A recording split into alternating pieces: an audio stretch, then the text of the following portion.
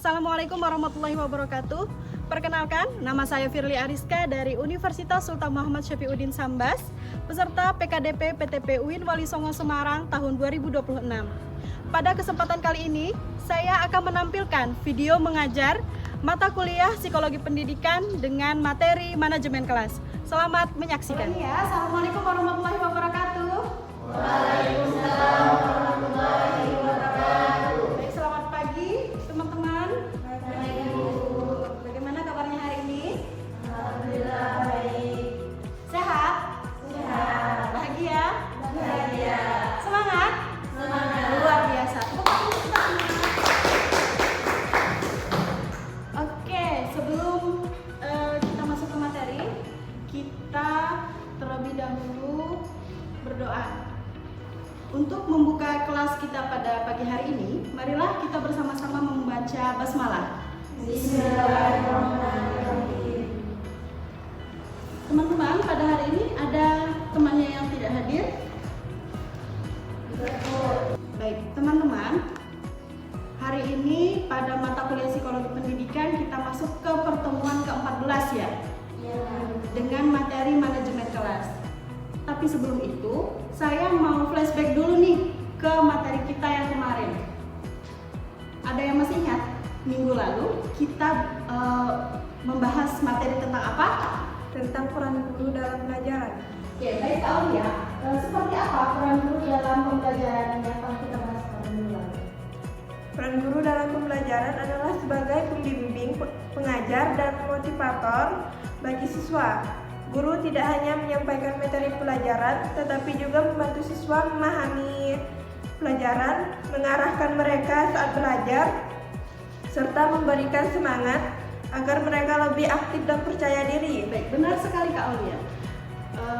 Maka untuk mengoptimalkan peran guru dalam pembelajaran itu, kita perlu mengetahui seperti apa keterampilan dalam manajemen kelas.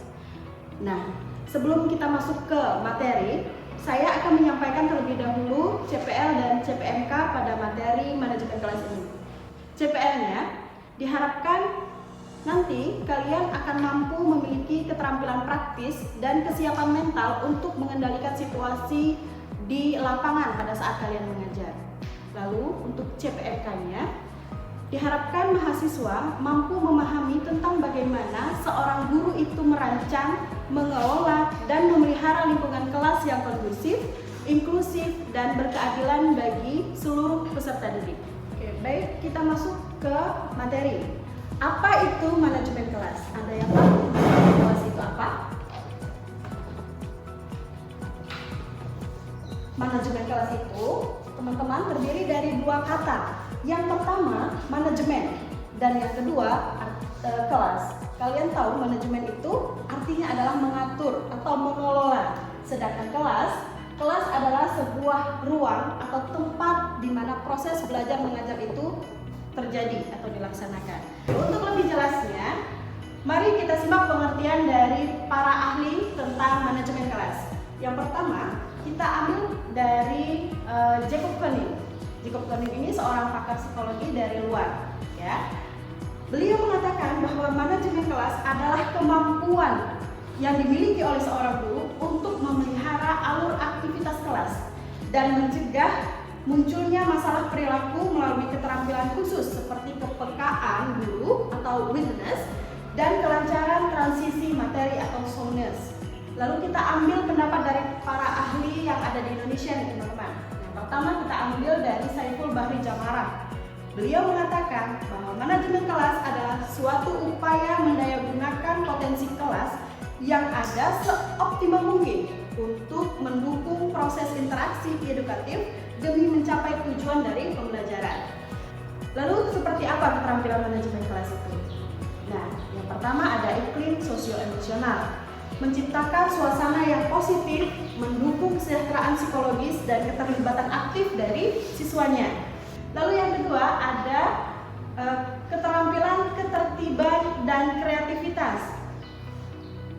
Manajemen kelas ini diharapkan seorang guru itu mampu menjaga disiplin kelas, tapi tanpa tanpa mematikan rasa ingin tahu dan kreativitas alami yang dimiliki oleh siswanya. Kita masuk ke prinsip manajemen kelas. Di sini saya bagi prinsip manajemen kelas menjadi dua. Yang pertama, prinsip manajemen kelas reguler, dan nanti yang kedua kita bahas prinsip manajemen kelas inklusif. Untuk prinsip manajemen kelas reguler, yang pertama yaitu pembentukan perilaku. Kita fokus pada penguatan perilaku yang kita inginkan dan mengurangi perilaku yang tidak produktif secara konsisten. Lalu yang kedua ada pengaturan fasilitas fisik seperti tata ruang kelas, sarana prasarana yang dirancang sedemikian khusus untuk mendukung keterlibatan aktif dan kenyamanan dari siswa. Kita masuk ke prinsip manajemen kelas inklusi. Saya ingatkan sekali lagi bahwa kelas inklusi ini adalah sebuah kelas yang mampu menerima keberagaman. Sistem pendidikan yang memandang perbedaan sebagai kekuatan dan kekayaan, bukan sebagai hambatan. Lalu kelas inklusi ini juga merupakan kelas yang menyediakan atau memberikan kesempatan yang setara, memberikan akses dan peluang yang sama bagi semua siswanya, termasuk mereka yang memiliki kebutuhan khusus. Hal ini sejalan dengan esensi surah Al-Hujurat ayat 13 bahwa keberagaman diciptakan Allah agar manusia saling mengenal dan saling melengkapi, serta menegaskan bahwa kita semua setara di hadapannya. Jadi kesimpulannya, untuk menuju kelas masa depan, manajemen kelas ini bukan tujuan akhir teman-teman, melainkan sarana untuk memberdayakan setiap anak mencapai potensi terbaiknya. Baik, sekarang kita masuk ke diskusi. Silahkan teman-teman disimak videonya.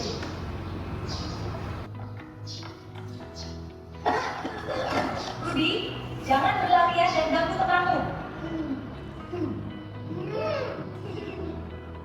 Pada video yang telah kita lihat sama-sama tadi, ada seorang anak laki-laki nih bernama Rudi. Nah, anak ini dia punya energi yang sangat banyak, yang tidak pernah habis. Dia tidak tahan kalau harus duduk menyimak pelajaran, bahkan selama 5 menit dia akan merasa bosan. Dia sering mengganggu teman-temannya, suka berlari-larian di dalam kelas. Itu membuat teman-temannya yang lain merasa terganggu. Ini untuk kasus yang pertama. Sekarang coba dilihat kasus kedua. Anak-anak, mari kita menulis abjad. Tenang ya Rudi, sini ibu bantu. Nah, untuk video di kasus kedua ini diperlihatkan seorang anak perempuan bernama Loli, yang mana anak ini mengalami kesulitan dalam belajar.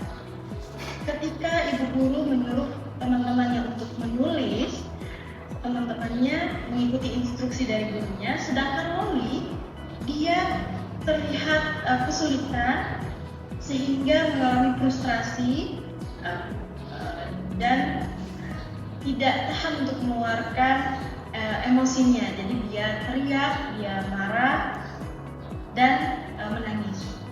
Ini untuk kasus yang kedua. Oke.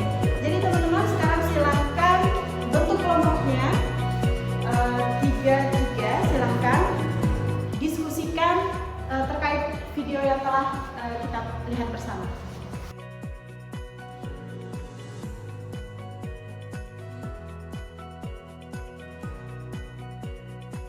Sudah teman-teman? Sudah. Sekarang hasil dari diskusi yang telah kita lakukan tadi, silakan kalian presentasikan, kalian bahas di hadapan teman kalian, dan nanti untuk kelompok yang satunya, untuk kelompok yang lain silahkan tanggapi hasil diskusi dari kelompok yang presentasi. Silakan kita mulai dari kelompok pertama untuk mempresentasikan hasil dari diskusinya. Baik, dari video yang pertama yang telah kita lihat tadi, ada seorang anak bernama Rudi. Dia tampak bosan dan mengganggu temannya. Jadi itu seperti sikap hiperaktif untuk seorang anak. Jadi solusinya kita melakukan pendekatan personal atau menanyakan personal kepada Rudi mengapa dia melakukan hal tersebut, apakah dia bosan ataupun hal lain. Nah, manajemen kelasnya yang bisa kita lakukan untuk anak hiperaktif seperti Rudi itu seperti mengelola posisi dan pergerakan guru. Jadi guru tidak fokus di depan saja, tapi bergerak mengelilingi atau berjalan ke arah murid. Bagus sekali penyampaian hasil diskusi dari kelompok pertama. Sekarang silahkan kepada kelompok kedua untuk menanggapi hasil dari diskusi kelompok pertama. Dari Kak Jin, boleh? Silahkan duduk kembali. Silahkan siapa kelompok kedua yang ingin berpendapat? Silahkan Kak Nuraini. Saya setuju bahwa analisis kasus Rudi telah mengidentifikasi beberapa perilaku yang mengganggu pembelajaran dan menawarkan solusi yang cukup relevan. Namun menurut saya terdapat beberapa hal yang perlu dikaji lebih lanjut.